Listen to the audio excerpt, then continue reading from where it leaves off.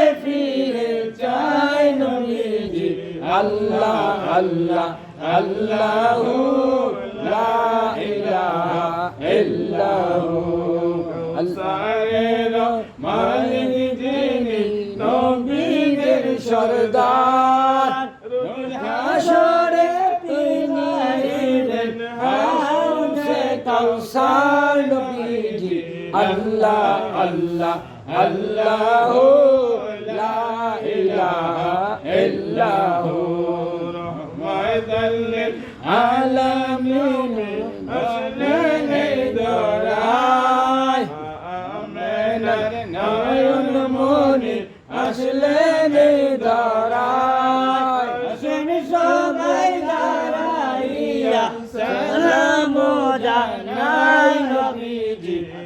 আল্লাহ আল্লাহ আল্লাহ